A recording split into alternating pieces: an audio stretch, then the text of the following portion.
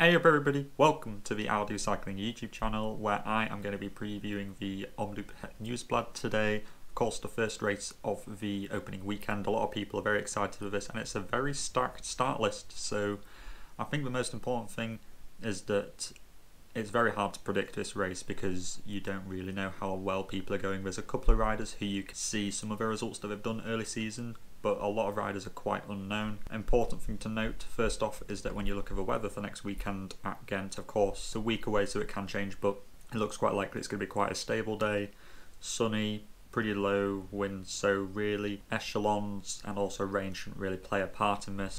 But when you look at the start list, there's a couple of unknowns. First off, of course, Mathieu van der Poel is not at this race, Wout van Aert is at this race, but we haven't seen anything of Wout van Aert this year. In fact, we haven't really seen much of any of Jumbo-Visma this year so far. But they did make some good signings in the off-season. Wout is now supported by Christophe Laporte, Tej Benoot and Tosh van der Sande, which is up there rivaling with the quick-step squad of Yves Lampaert, Casper Asgreen, Florian Seneschal and Yannick Stibar. Almost a man-for-man kind of like in that sense. Not quite, but it's pretty close.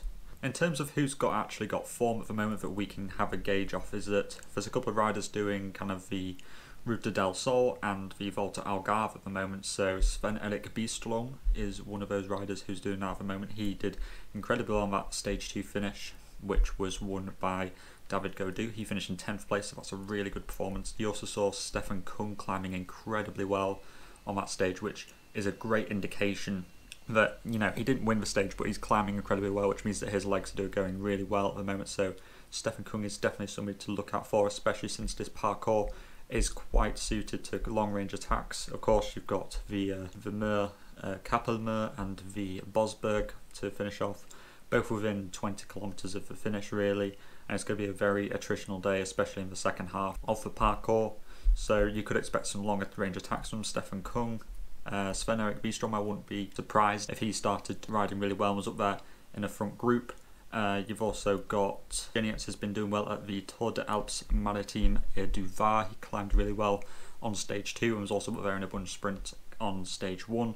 And Groupama FDJ are actually incredibly strong. They're probably the third strongest team in my eyes. They've also got Lewis Askey and Jake Stewart. Jake Stewart, who of course came second in this race last year. But of course we haven't seen much of Askey or Stewart, so we're not really sure how well they're going. In terms of the favourites for this race, Wout van Aert, despite we haven't seen much of him, he does come in as probably one of the favourites for this race because, as you see throughout a lot of his results, you know, 2021 is a great example of this. Every race that he went into, he pretty much just did such an incredible job. And was always competitive in every race, no matter what time of the year it was, no matter what kind of terrain it was, he was always competitive. So just because Wout hasn't raced yet this year doesn't mean that we can write him off as not having like a chance of winning this race. In fact, he's still got an incredibly high chance. Quick-Step, I think it'll be difficult for Quick-Step because I'm not sure who in their team has great form. I think Asgreen's looking pretty good. He's just done a pretty good TT at the Volta Algarve, but you know, Lampaert hasn't been looking great. He's been really struggling the wheel of Evenepoel in the lead-out trains. Seneschal and Stibar really haven't seen much of from. Seneschal just didn't look particularly strong of a Saudi tour, so I'm not overly confident about Quick-Step's chances of winning this race. Of course, they do have a numerical superiority, but I think if it comes down to a finish, it's more than likely there's going to be riders who are stronger than them, which makes sense because Quick-Step's targets lie later in the season towards the kind of serious cobble classics like Paris-Roubaix and also the Ronde van Vlaanderen.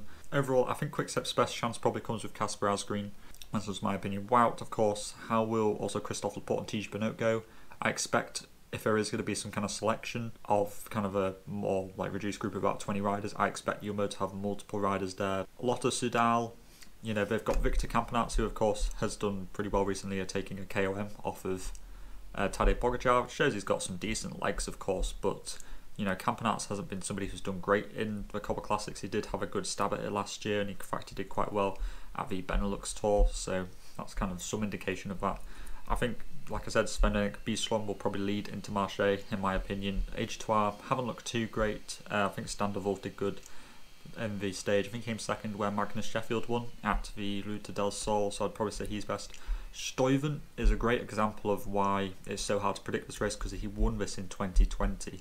ahead of Yves Lampaert. But when you look at his results beforehand, you see that he just hasn't done particularly well. So somebody can really come out of nowhere and win this race. Dan Hull has been looking incredibly good as well. He's just done a really good TT at Volta ao Algarve as well. But, you know, they don't really have a spearheading rider like Sagan anymore, so I'm not overly sure about how they're going to go.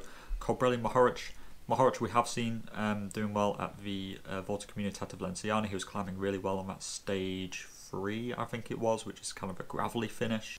So he is looking in really good form. Lutsenko, of course, is also looking great at the moment. He won the Classica Jean Parisio Interior, which was the Strade Bianchi replacement in Spain.